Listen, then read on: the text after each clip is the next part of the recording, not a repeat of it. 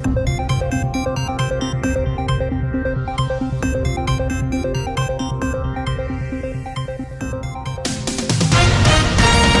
SRN News, I'm Rich Thomason in Washington. We're learning more about the man who allegedly carried out yesterday's massacre at a newspaper in Annapolis, Maryland. Authorities say the suspect, facing 5 counts of first-degree murder, held a grudge against the paper, the Capital Gazette, and some of its reporters. Federal authorities have named the shooting suspect as 38-year-old Jared Ramos of Maryland. In 2012, he had sued the paper and individual journalists for defamation and waged a campaign against them on social media. He's alleged to have shot his way into their newsroom with a weapon and smoke grenades. He looked for his victims. Anne Arundel County Acting Police Chief Bill Krampf. Correspondent Jackie Quinn says the attack has not silenced the newspaper. There is a fresh edition out this morning. President Trump has met with lawmakers to discuss the Supreme Court vacancy. Springing into action after Justice Anthony Kennedy's retirement announcement this week, the president got together at the White House last night with key Republican and Democratic senators. The White House says the president's team also spoke with more than a dozen additional senators. Spokeswoman Lindsay Walters says the president has already begun the selection process and that it's something he takes very seriously. Greg Clugston, Washington. Also at SRNnews.com, Vice President Pence says that most of the illegal immigrants streaming into the U.S. are not in danger in their home countries. While many claim asylum, few are fleeing persecution. Among this flood of illegal migrants are human traffickers and violent gang members like MS-13, but most are making the journey seeking economic opportunity. And speaking in Guatemala, he's discussing immigration with the presidents of Guatemala, Honduras, and El Salvador. On Wall Street this morning, Dow futures up 99 points, S&P futures 12 points higher. This is SRN News. The Supreme Court decision protecting pro-life pregnancy centers from advertising for abortion might defeat bans on so-called homosexual conversion therapy. The majority opinion says that we've never made a distinction between free speech and professional speech, and that doctors have an opportunity to provide good information to their patients. Matt Staver of Liberty Counsel. This decision will be used to strike down all of these restrictions on these counseling laws that say you cannot counsel minors or adults regarding unwanted same-sex sexual attractions, identity, or behavior. A dozen states have banned such therapy. The Supreme Court leaving in place a decision that barred a North Carolina county from opening its meetings with Christian prayers. The Supreme Court declined Thursday to take a case involving the Brown County Board of Commissioners. The board was sued in 2013 over its practice of opening meetings with a prayer led by a commission. This is SRN News. A romaine lettuce food poisoning outbreak has been linked to a tainted irrigation canal. Officials at the Centers for Disease Control and Prevention say the source of the nationwide E. coli outbreak linked to romaine lettuce this year appears to have been tainted irrigation water. About 200 people were sickened and 5 died in the outbreak that began in the spring. Illnesses were reported in 36 states. The CDC says the outbreak strain of E. coli bacteria was found in an irrigation canal in the Yuma, Arizona area, and the investigation continues. The officials add that the outbreak is now over. Mike Gracia, Washington. The inflation rate in the 19-country Eurozone is up again, but it's largely due to a global rise in oil prices. The EU Statistics Agency says the annual inflation rate hit 2% in June. That was up from 1.9% in May. More details at srnnews.com. Hey, Steve Harvey here for the Illinois Broadcasters Association, and in a recent survey, the Illinois Emergency Management Agency was asked to name the top 5 items that every Illinois family needs to have in their home's emergency disaster kit. Check out these answers.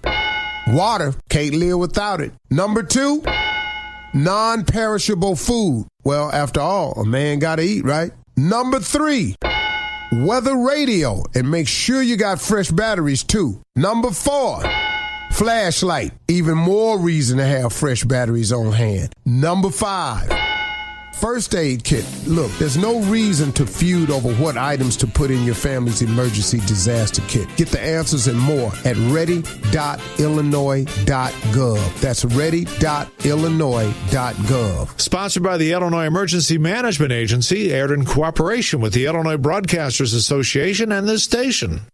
Do you or a loved one have a chronic condition such as diabetes, a heart condition, or asthma? Do you or a loved one have a severe allergy to a certain food, drug, or insect?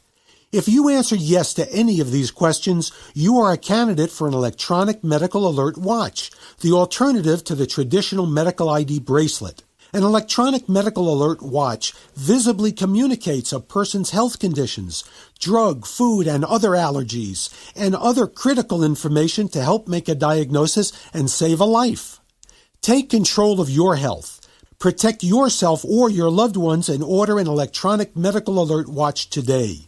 Visit www.epill.com. That's epill.com. Affordable, free shipping, and a 30-day money-back guarantee. Remember, www.epill.com. That's EPILL.com. ePill. I'm Rita Foley with an AP News Minute. A man who allegedly targeted a newspaper in Annapolis, Maryland, has been charged with 5 counts of first-degree murder, accused of opening fire in the newsroom of the Capital Gazette. Deputy Police Chief Bill Krampf revealed the names of the dead. Wendy Winters. Second victim is Rebecca Smith. Third victim is Robert Hyacin. Fourth victim is Gerald Feshman.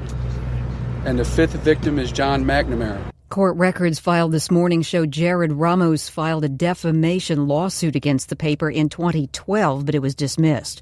More than 600 marches expected around the nation tomorrow as protesters decry President Trump's immigration policies. The AAA says about 47 million of us will travel for the July 4th holiday. That would be a new record. The busiest day is expected to be Tuesday. This morning, gas is $2.85 a gallon. I'm Rita Foley. Welcome to the Newsworthy. All the day's news in less than 10 minutes. Fast, fair, fun, and on the go. Thank you so much for listening. Today, the tragic shooting at a local newspaper, a new data privacy law, and Amazon's new pharmacy. Plus, say goodbye to Toys R Us and hello to the first ever AI space bot. All that and much more in less than 10 minutes. I'm Erica Mandy. Today is Friday, June 29th. You ready? Let's do this. Today, unfortunately, we start with a shooting, this time at a local newspaper, the Capital Gazette in Annapolis, Maryland. Police say at least 5 people were killed and at least 2 others were hurt. Police reportedly arrived on the scene in just 60 seconds and did help stop the shooting. NBC News reports the suspect is now in police custody.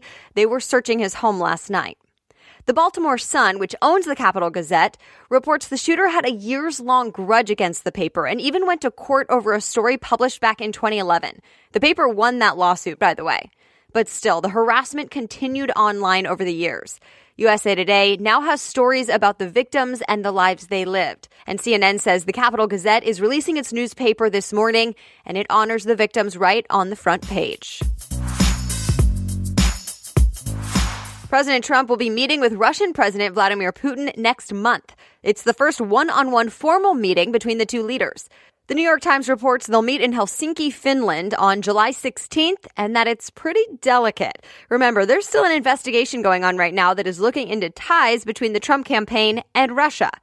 The White House said the two men plan to talk about U.S.-Russia relations and national security issues. The Wall Street Journal reports Trump may want Putin to help scale back the presence of Iran in Syria. The week before that meeting, President Trump will be in Brussels, Belgium, for a NATO meeting, which stands for North Atlantic Treaty Organization. 29 countries who have a political and military alliance. Trump will also stop in the UK that week. Expect to hear a lot more about this trip as it nears next month. California just passed a new data privacy law. CNN says it's the country's toughest. The Wall Street Journal calls it unprecedented. And they both say it could affect everyone in the U.S. The law doesn't go into effect for a couple of years, but here are the basics of the changes. It expands the definition of personal data and gives consumers the option to stop tech companies from selling their data to third parties. The The law will affect all businesses from the big guys like Facebook to smaller companies that also collect customer data. Technically, it'll only apply to Cali, but the Wall Street Journal says a lot of tech companies will likely have to change their policies for everyone in the country because it's often too complicated to keep it all separate. Expect big tech companies to fight it or at least try to change parts of it. The law goes into effect in 2020. There are a couple possible data breaches to tell you about today. CBS News reports hackers may have gotten a hold of millions of Adidas customers' data, like contact info, usernames, and encrypted passwords. They don't think credit card numbers were part of this, though. Adidas is now working to tell customers who may have been affected. Also, a security researcher told Wired magazine that a marketing firm exposed a database with personal info of 340 million people and businesses. The firm that did this is called Exactus. And it could have information about you, even if you've never heard of this company. So here's the deal. There's no report that hackers actually got a hold of the info, just that the company accidentally made it available to the public online. No comment or confirmation from Exactus yet, so we'll see if we learn more about this later.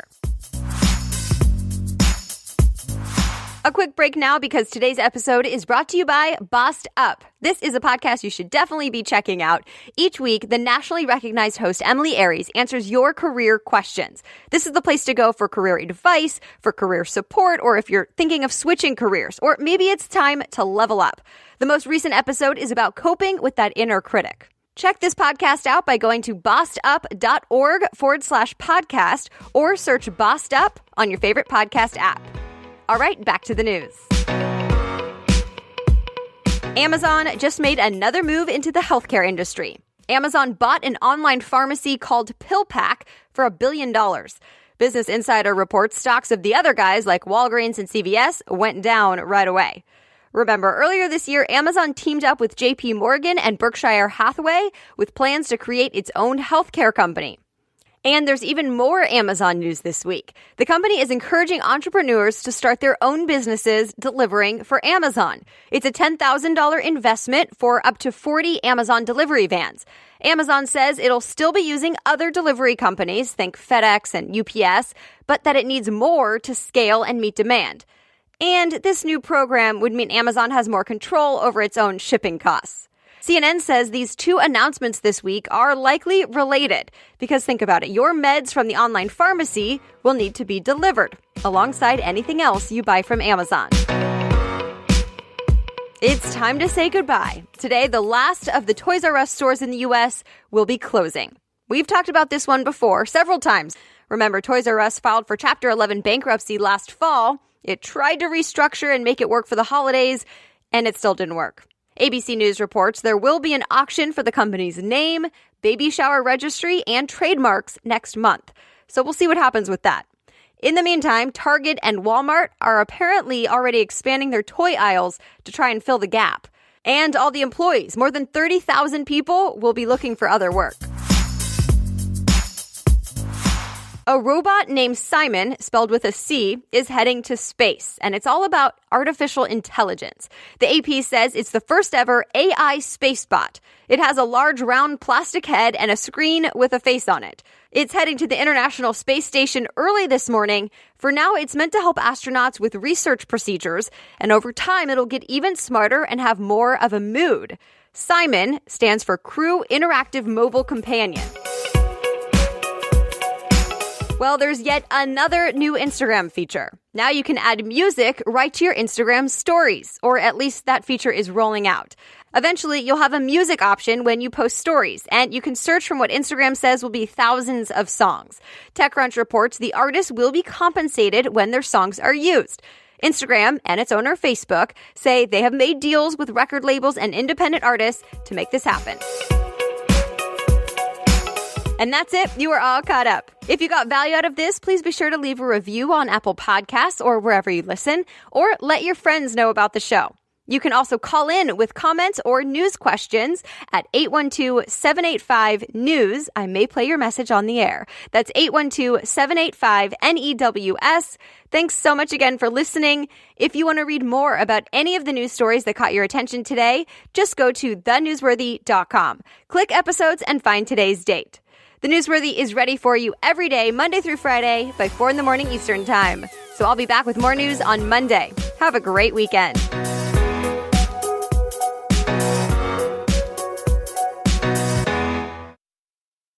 In an emergency, radio can be your lifeline. When the power is out and cellular networks are down, Next Radio is the free FM radio app that still works on your Android smartphone. Download Next Radio now at the Google Play Store. Stay tuned to this station and stay safe. On the internet, there are tons of special networking websites, but one stands apart. This one saves lives. It's matchingdonors.com. Matchingdonors.com links organ donors with people in need of kidney and other transplants. Did you know in the U.S., 19 people die each day waiting for an organ transplant? If you've ever considered becoming a living organ donor, or if you're someone in need of an organ transplant, please visit matchingdonors.com. Live from NPR News in Washington, I'm Corva Coleman. Authorities in Maryland have charged a suspect with 5 counts of first-degree murder in the shooting deaths of 5 people yesterday at an Annapolis community newspaper. 2 people were wounded. The suspect will have a bail hearing in a few hours. Police aren't yet sure whether the victims were individually targeted. The mayor of Annapolis, Gavin Buckley, told NPR's Morning Edition the Capital Gazette is known for strong local journalism. This paper is not some left-wing paper, it's not some right-wing paper. It's a paper that reports on local news. It's one of the oldest ones in the country. It does good journalism, but it covers, your kids' sports games. It covers, cat stuck up a tree, as well as the other things. There's no reason that anyone should be offended by this publication. The suspect in the shooting allegedly had a grievance against the newspaper. He had filed a defamation lawsuit against the publication, but the case was dismissed by a judge. Police are investigating social media threats the suspect allegedly made against the paper before the shooting. Israel says it has given humanitarian aid to Syrians who have gathered near Israeli-held territory during an ongoing Syrian government offensive. But Israel says it will not take in any Syrians fleeing the fighting. NPR's Daniel Estrin reports from Jerusalem. Thousands of Syrians have fled their homes in southwest Syria during airstrikes on rebel-held areas. Many Syrians have fled to the Jordanian border, as well as to tent camps near the Israeli-held Golan Heights. Under the cover of darkness, the Israeli military says it deposited aid over the border, including food, medicine, clothes, and tents. Israel has provided such aid for several years, but the Israeli military says it cannot permit Syrians fleeing the fighting to enter Israel. It says it's maintaining Israeli security interests.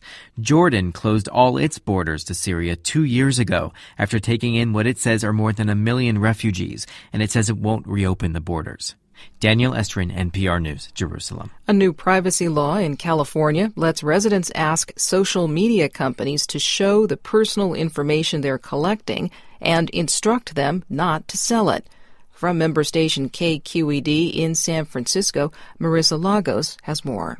The bipartisan law signed by California Governor Jerry Brown comes after a series of high-profile data breaches, including news this spring that 87 million Facebook users' information was obtained by a data mining firm associated with the 2016 Trump campaign.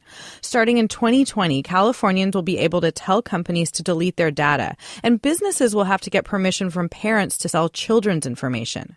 Consumers could sue in the event of a data breach. Tech companies opposed the bill but preferred it to the alternative, a proposed November ballot measure that would have been difficult to change. For NPR News, I'm Marisa Lagos in San Francisco. You're listening to NPR. There are hundreds of marches planned for tomorrow across the country protesting U.S. immigration policy. There are events set up from New York City to Wyoming and California. On Thursday, nearly 600 protesters were arrested at the U.S. Capitol in Washington, D.C. They were demanding changes to U.S. immigration policy as well. Vice President Mike Pence is in Guatemala, meeting Guatemalan leaders and those from El Salvador and Honduras. Maria Martin reports they discussed curbing migration from the region. At a press conference after the short summit, Vice President Pence said the United States wants Central America to prosper, but that these presidents need to send a strong message that only legal immigrants are welcome in the U.S.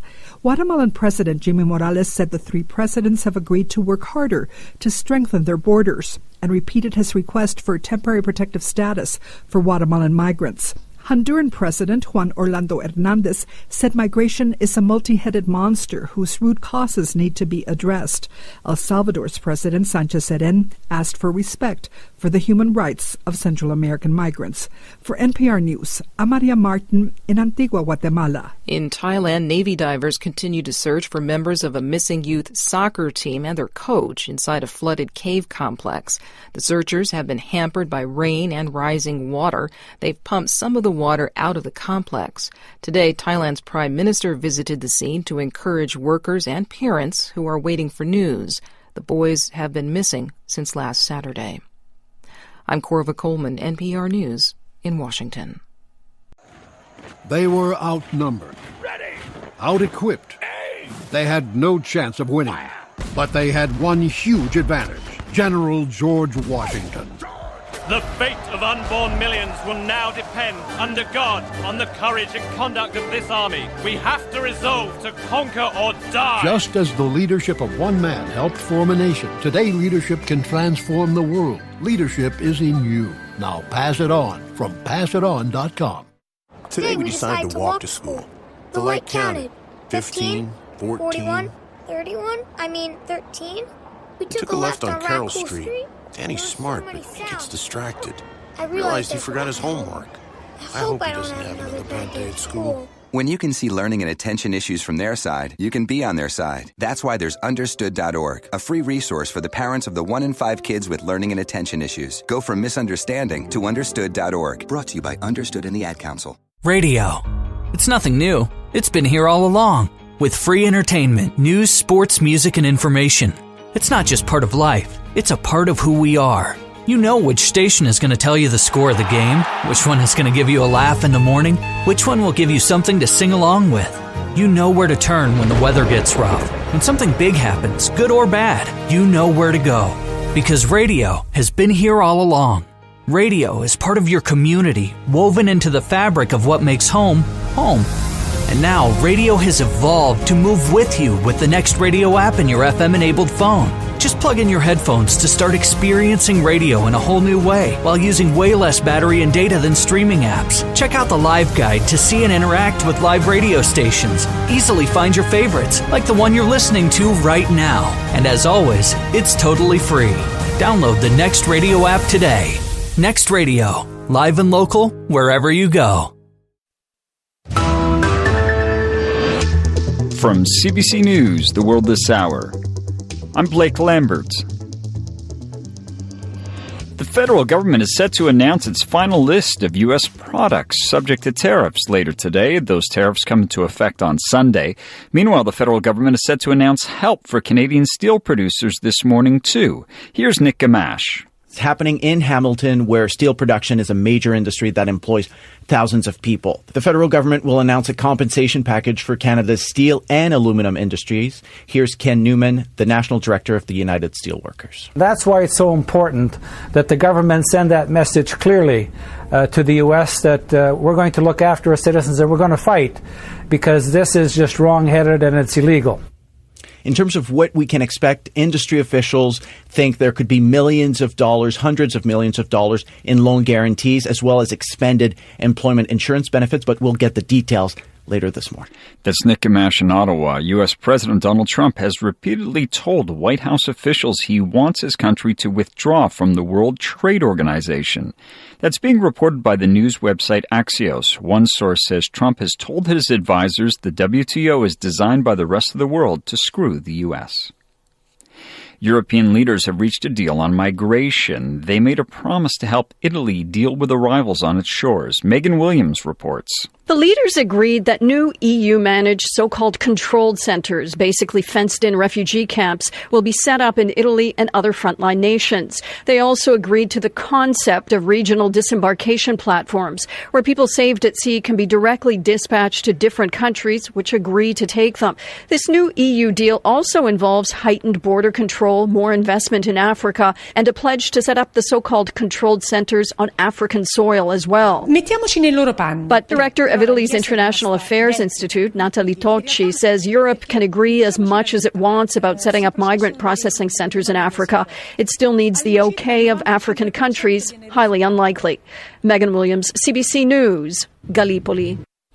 United Nations aid agencies gave a cautious welcome to the migration deal. The International Organization for Migration says the key point is that the countries are not talking about external to Europe processing centers.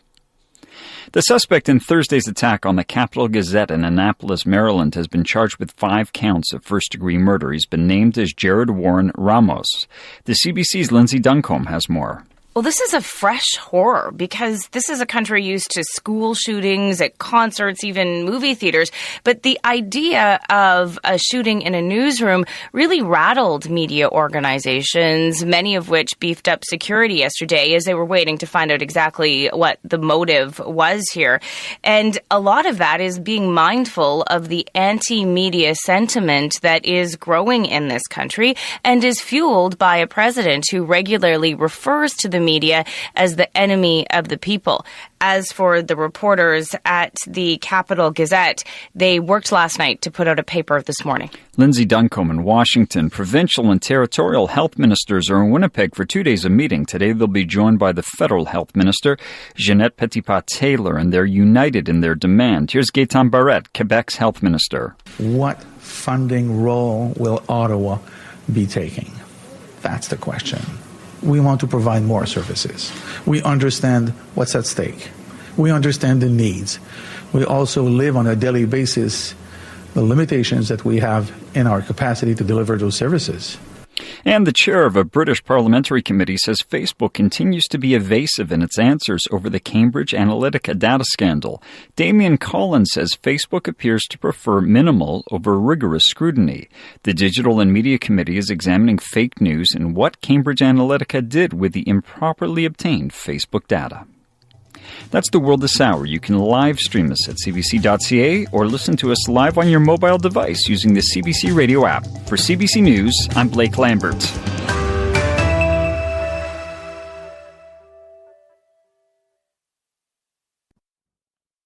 BBC News with Sue Montgomery. Closed migrant centres are to be set up inside European Union countries to process asylum claims under a deal reached after marathon talks in Brussels.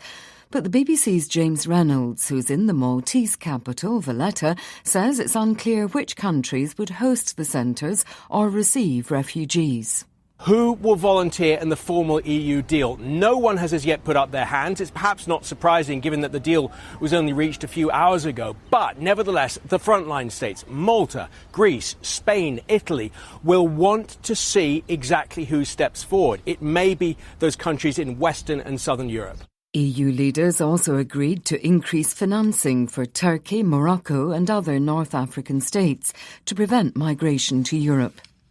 Italy, the entry point for thousands of migrants, mainly from Africa, had threatened to veto a final summit communiqué unless migration flows were tightened.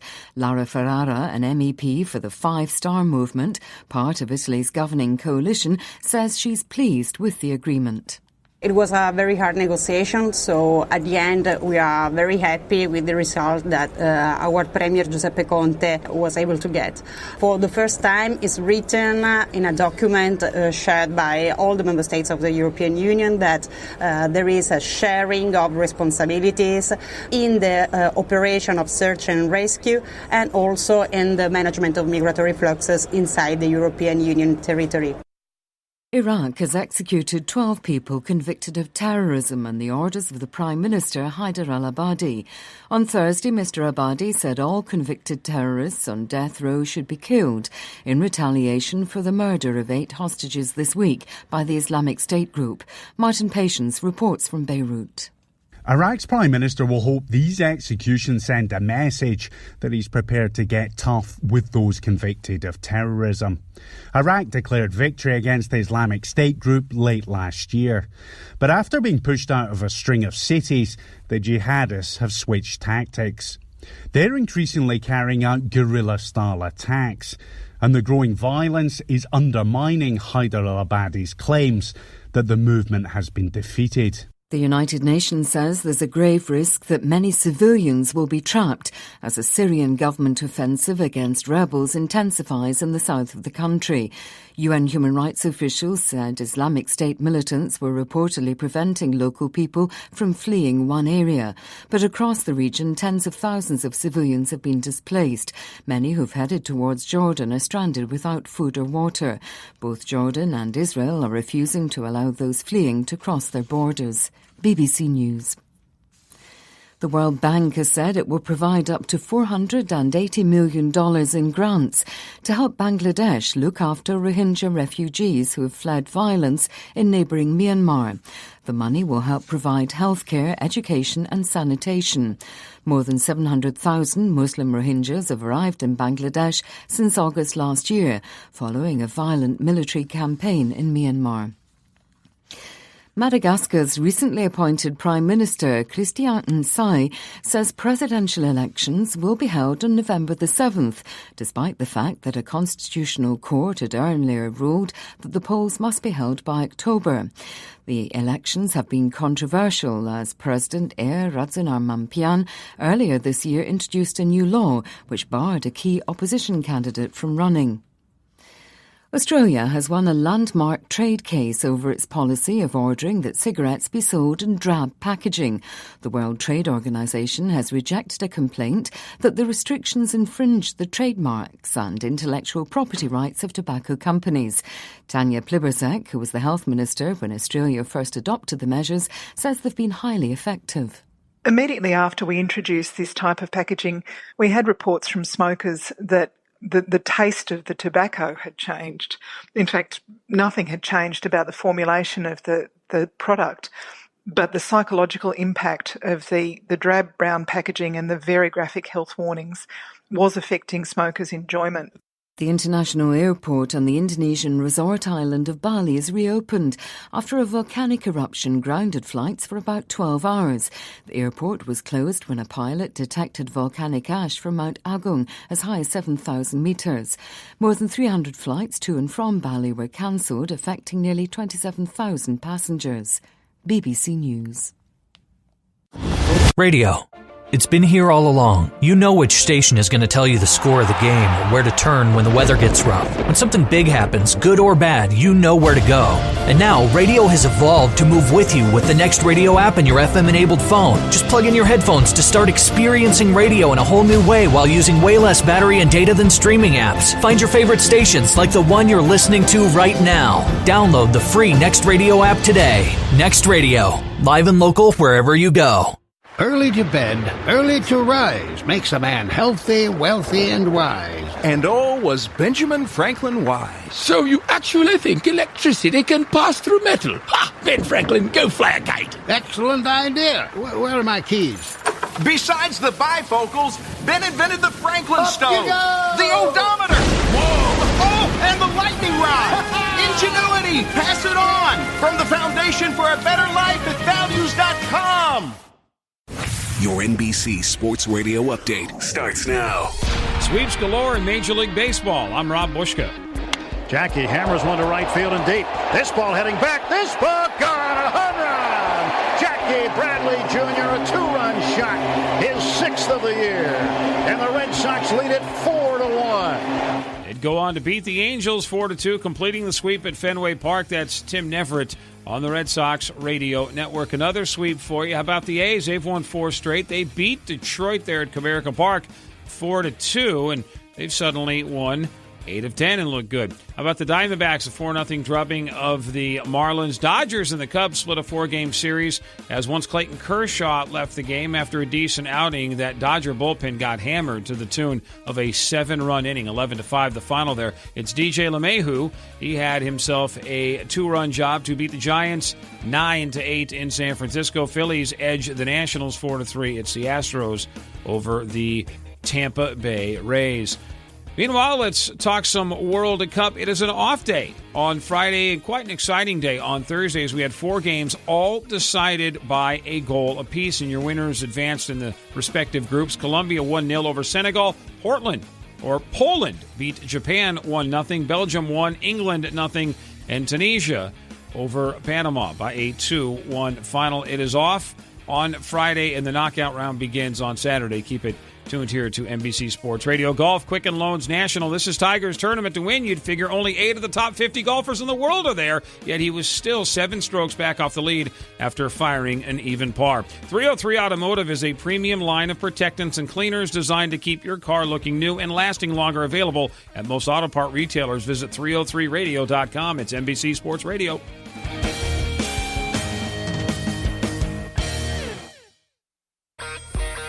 This is Betty White.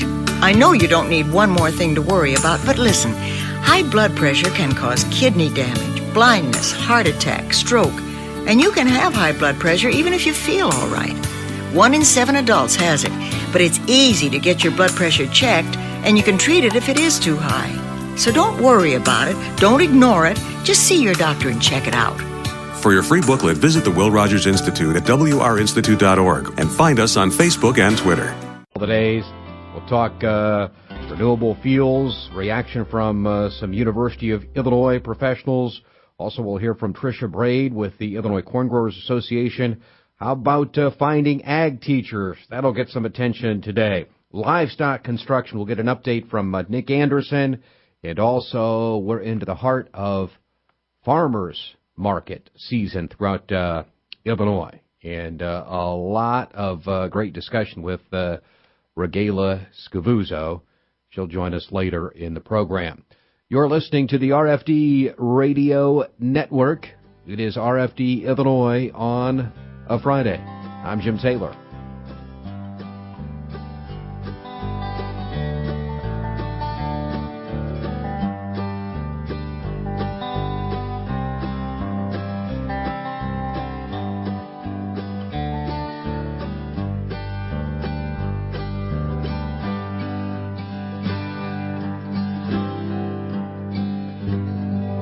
Crop protection stewardship, it's in your hands. Farmers in Illinois not only have to keep weeds from overtaking crops, but also weeds that have grown resistant to some crop protection products. I can't grow 2 crops at one time, one being a weed and one being a crop that is a cash crop. Southern Illinois farmer Larry Miller and others now have the choice of using crop protection products that contain dicamba to knock out resistant weeds in soybeans. With those come responsibilities such as following labels, using only approved products with appropriate seed, and starting with a clean field. First of all, it's good stewardship. Second of all, it's good management procedure to have a clean field and keeping that field clean. If you're using dicamba technology with soybeans, the University of Illinois advises to select and apply within 7 days of planting a soil residual herbicide that targets your most problematic weeds. Crop protection stewardship, it's in your hands. For more information, go online to ilfb.org/steward. Welcome back to RFD Illinois. I'm DeLawrence Yonke, and the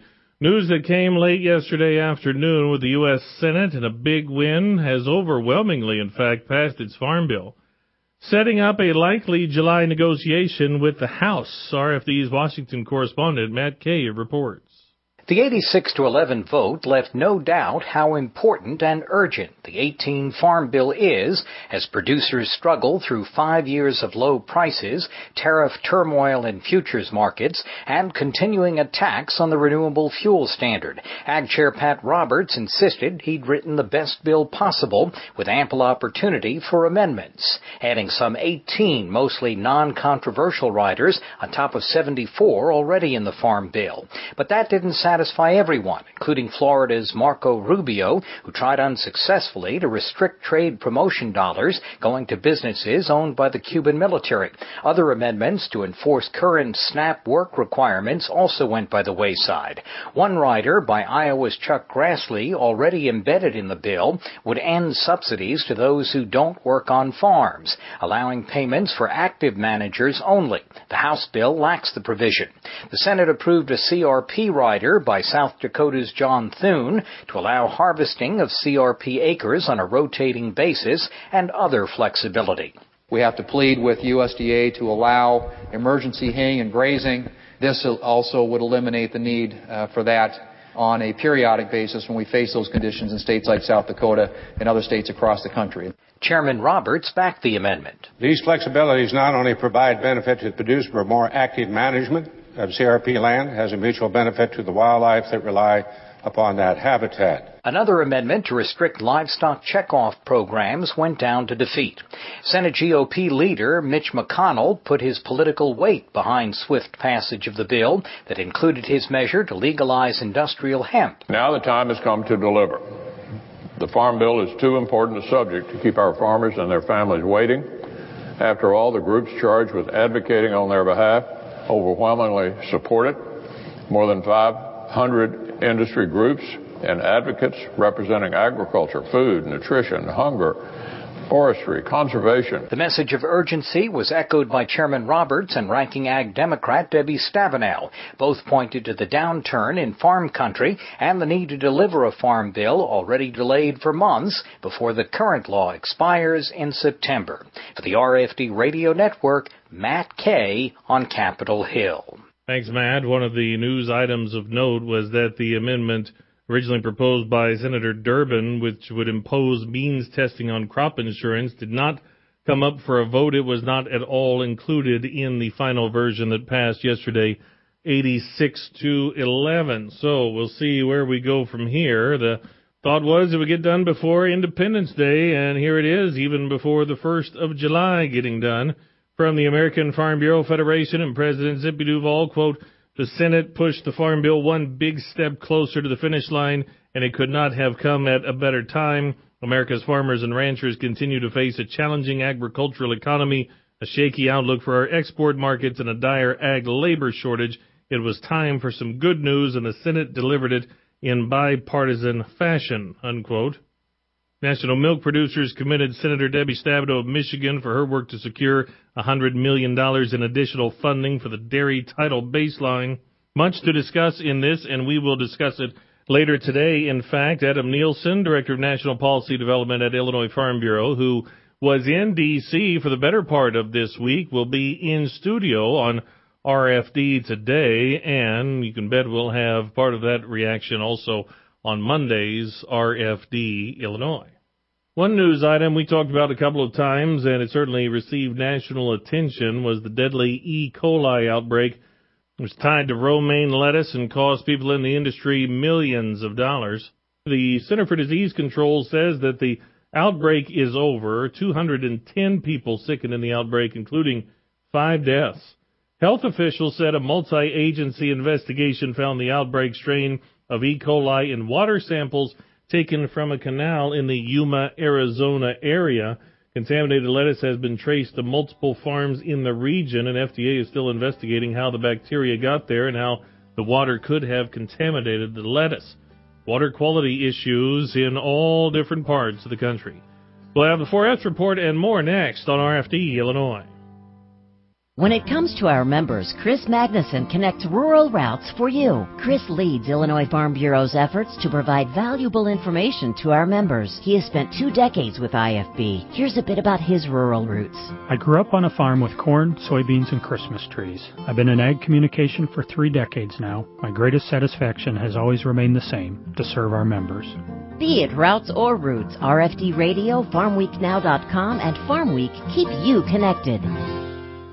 All Ag. All Illinois. All Now. There are a lot of smartphone apps out there, but do they have what's important to us here in Illinois? The Farm Week Now app does, and it's always at your fingertips. All Ag, all Illinois, and 24/7 where and when you need it for free. Go to your app or Play Store on your smartphone, hit search, type in Farm Week Now, that's one word, and download it today. Brought to you by Illinois Farm Bureau, where we're all about farm, family, and food.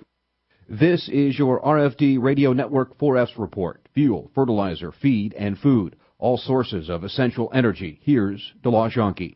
Well, talking feed takes a while from this point for it to become feed, but eventually soybean meal comes from soybeans, and soybean seed, in many cases, comes from Pekin in Tazewell County.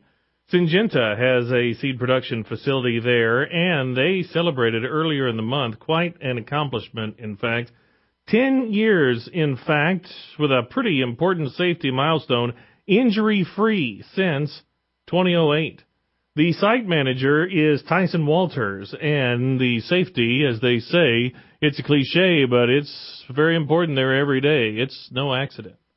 We practice what we preach. We're constantly being challenged with doing more with less, but yet it is good that we've got both management buy-in on safety and just down at the base level of everybody working every single day that safety is paramount, and we're not going to cut corners if it's going to mean that somebody's going to go home in not as good a shape as they came to work that day. We talked with Tyson on the 20th, so hopefully it's been another week plus of safety at the plant. In fact, the Iowa-Illinois Safety Council recognized it earlier in the year for continuous improvement with the identification and control of workplace safety hazards. So with all of those thumbs up, gosh, pressure's really on now. I'm very blessed that I have a great team working with me every single day to go on ahead and, they make sure that safety is at the front of everything that they do. They start out every single morning with a safety huddle and, a toolbox talk, and it's the first thing we discuss. And then when we, it's always on our mind as we go through the day. We always try and instill that, look, we're never going to take a shortcut if it's going to mean that we're going to put somebody's health or, their safety in danger. It's just not worth it for us. Tyson Walters at the Pekin Seed Production Facility, which is actually part of the building's been around since 1909, established as Summer Brothers Seed, 27 acres, and is projecting one of its largest growing seasons in its history this year. Thinking about 10 years safety-free, 670,000 hours safely worked at the site, even at an average wage, and this is probably pretty conservative at $20 an hour. That's $13 million in change. You certainly don't want to have to pay extra when it comes to wages or people that aren't able to perform on the job. Exactly, and that's why and it's even more than that. I remember I was actually here the last time there was an accident, and just having to talk to that employee's family members, about how someone was, injured on the job. It's a life experience that I don't wish on anyone, and I hope I never have to repeat again. Tyson Walters, site manager, congratulations to he and all the workers at the Syngenta facility in Pekin. June is National Safety Month, sponsored by the National Safety Council. AAA gas prices yesterday, the national average was $2.85. That was down 12 cents from a month ago. Still, though, last year at this time it was $2.24, a 60-cent difference. Premiums average is $3.40 nationwide. Diesel at $3.16 is a nickel less than last month and 71.5 cents more than last year. The E85 national average is $2.40. A year ago, it was $1.96. In Illinois, the average price as of yesterday was $2.95 for regular, down 16 from a month ago. Still 70 more than last year. Premium at $3.70. Diesel at $3.07, about a nickel less than last month, and 66 cents more than a year ago. Neighboring states, Iowa at $2.69, Missouri at $2.61, Kentucky $2.76, Wisconsin $2.81, and Indiana $2.90 a gallon. That's this week's 4S Report. Tune in next week for all of the latest fuel, fertilizer, feed, and food trends and essential energy information. Well, it's construction season on the roads, and it's also construction season for the livestock industry. The numbers from Nick Anderson with the Illinois Livestock Development Group. It is that time of year, so all the permits that we permitted through the fall and the spring, everybody's anxious, like the road work, to find the great weather spot and get going with their projects. So we're going to build probably another 80 new hog barns in the state, probably another 20-some-odd cattle sheds. That's happening right now. So that infrastructure, those construction workers, those dirt movers are all out in rural America doing that. So we've got a finite amount of builders and construction folks, but they pace themselves really well. And even though we've had some rain events here, they don't miss too many days of work. They're out there when the weather's fit. So that's when it's all happening. So all that construction is paying off right now. We're going to continue that through the summer. We've had some great opportunities, and it looks like it's going to continue outside of the market of corn and soybeans and live cattle and hog prices. We'll still watch that, but the opportunity in Illinois is still here, and the building will continue. And those numbers you mentioned, they a bit higher than the year before, or how is that trending for you? We are trending a little below, and mostly because of timing and where the market is, but we're not too far from last year. We're not at an all-time high, but we've got a lot of new packing spaces to fill if you look through the Midwest on these packing plants. The cattle opportunity, a lot of cattle to be placed, and a lot of cattle and hogs to be fed Illinois corn and soybeans. So that opportunity exists, and we could, with a turn of a switch, really jump those numbers again if all the signals come through in the marketplace to give us that opportunity. Anderson is a graduate of Orion High School over in Henry County. Thanks, Jim. There was a Hogs and Pigs report yesterday, a nationwide herd of 73.5 million head. That's a quarterly record based on June 1 conditions, according to Ag Statistics, 3% more than the same time a year ago. For Illinois, the June 1 number was 570,000 kept for breeding. That was 8% more than last year. The total inventory at 5.35 million head was a 2% increase from last year. Also, pigs per litter, March through May at 10.7 was 1% more than that time a year ago. We'll go back to Jim Taylor as we break for markets and weather. With the RFD Ag Market Summary for this Friday morning, I'm Jim Taylor. Corn lower, beans lower, and wheat ending Thursday lower. July corn closing at $3.45, down 7.5. September corn down 7.5, $3.54 1/4. December corn $3.66, down 7 1/4. July beans closing at $8.61 1/4, down 6 1/4. August beans down 6 1/4. $8.66 3/4. September beans, $8.72 1/2, down 6. July wheat closing at $4.79 1/2, unchanged. September wheat down a nickel, $4.83 1/2, and December wheat $4.99 1/2, down 4 1/4. July bean meal $3.31.40, down 2.50. July bean oil $29.01, unchanged. In current electronic overnight trading, July corn up 2 1/4. September corn up 2 1/2, and December corn up 2 1/2. $3.68 1/2. July beans in the overnight up 3 1/4. August beans up 2 3/4. September beans $8.74 3/4, up 2 1/4. July wheat in the overnight up 4 1/4. September wheat up 4 1/4, and December wheat up 4 1/4, $5.03 3/4. In the outside markets, August Brent crude oil up 23 cents a barrel, $77.85. The August gold contract up 110 this morning, $12.52.10. In the livestock market, July lean hogs $81.12, up 90 cents. August lean hogs up 67 cents, $75.72. June live cattle $108.20. Up 117. August live cattle up $1, 103.72. August feeder cattle 146.82, up 105. September feeder cattle up 90 cents, 147.37. Illinois direct barrels and gilts trading steady on Thursday, 46-55. That's the RFD Ag Market Summary for this Friday morning. I'm Jim Taylor for the RFD Radio Network. Good morning, this is Dan Hicks from Freeze Notice Weather with the early morning ag weather update on the RFD Radio Network for this Friday morning. Daytime highs warmed into the 90s yesterday across much of the southwestern Midwest.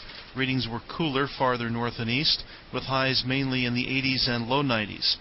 A warm front moving northeastward through the Midwest produced showers and thunderstorms from some western through southern parts of the region the past 24 hours, including a large part of west central into southern Illinois.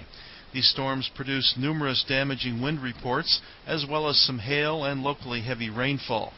Most of the thunderstorms moved southeastward out of the region late yesterday into last night. Hotter air will be spreading northeastward across the Midwest today through tomorrow. Daytime highs will reach the upper 80s and 90s across a large part of the region, with dew point temperatures climbing up into the 70s. A cool front will start to move into the northwestern Midwest on Saturday, bringing some scattered showers and thunderstorms, and cooler readings to the far northwestern areas. This cool front will work its way southeastward across the area Sunday into Monday, bringing some scattered showers and thunderstorms, and cooling temperatures down to just a few degrees above normal by about Monday across most of the region. Rain chances will diminish and move on to the southeast. by early Monday. Looking ahead into next week, it does look like warmer weather will make a return to the Midwest as high pressure aloft develops across a large part of the central and eastern part of the nation. Daytime highs in the upper 80s and 90s will become fairly common once again across the area, especially by about Tuesday through Friday of next week. 6 to 10 day temperatures in the Midwest will average above to much above normal in most areas. Some cooling is likely to return to the region, though, by very late in the 6 to 10 day time frame through the 11 to 15 day period. Farm, family, food. Those three words best describe Illinois Farm Bureau. Farm. For 100 years, Farm Bureau in Illinois has represented and served the men and women who make Illinois one of the top food-producing states. Family. At the heart of rural Illinois are traditional farm families who work together through Illinois Farm Bureau. And food. Farm Bureau families are proud to grow the healthy food they provide their families and yours. Farm, family, food. The heart of Farm Bureau in Illinois. Remember that movie National Lampoon's Vacation? Well, Clark Griswold has nothing on me. Give me the open road in my Illinois Farm Bureau membership card, and I am the ultimate road warrior. Like last summer, I drove the family to Williamsburg at a fraction of the cost. Once I hit the road, I don't stop for much, so I used my membership to rent a minivan from Enterprise. The kids got more bouncing room, and I saved 5%. Then I used my Illinois Farm Bureau membership to save 20% on choice hotels from here all the way to the East Coast. On the way back, we stopped and saved at our favorite theme park, too. I was hoping it would wear out the kids and they'd sleep. Good thing I got that minivan for bouncing, though. No matter how unique my travel needs are, I know that my membership can help. Illinois Farm Bureau. It's membership for my lifestyle. Isn't it time you learned how Illinois Farm Bureau member-only discounts fit into your lifestyle? Call your county farm bureau or visit ilfb.org for details. Farm Week and FarmWeekNow.com journalist Daniel Grant connects rural routes for you. With more than 2 decades of reporting under his belt, Dan is the go-to source for farmers when it comes to commodities. Here's a bit about his rural roots. I grew up on a grain and livestock farm near Roseville in Warren County. What I love about my job is working with people, traveling across Illinois, and visiting farms along the way. Be it routes or roots, RFD Radio, FarmWeekNow.com, and Farm Week keep you connected.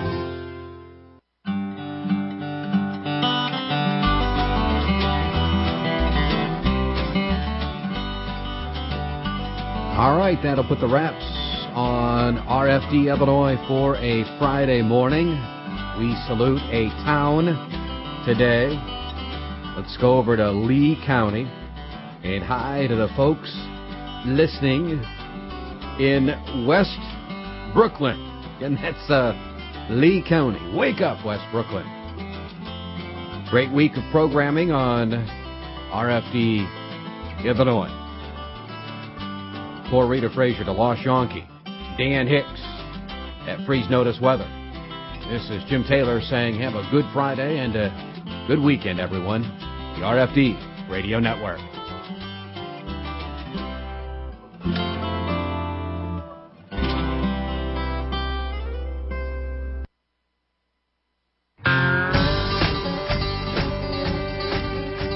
Thank you for joining us here on the RFD Radio Network. Hey, you know, a great way to reach farmers, reach those in agriculture, is through local radio. In fact, Rita, from the National Association of Farm Broadcasting, they have research that shows that farmers listen, 87% say they listen 3+ days a week, 74% say they listen 4+ days per week. We're proud to be able to provide a service for stations all over the state that touch farmers at a very direct level. Indeed, and local radio is still the best way to stay connected to your local community. Be sure to listen to this station throughout the week, not just for RFD Illinois, but for also market updates, news information, weather, and much more coming from the network and from Illinois.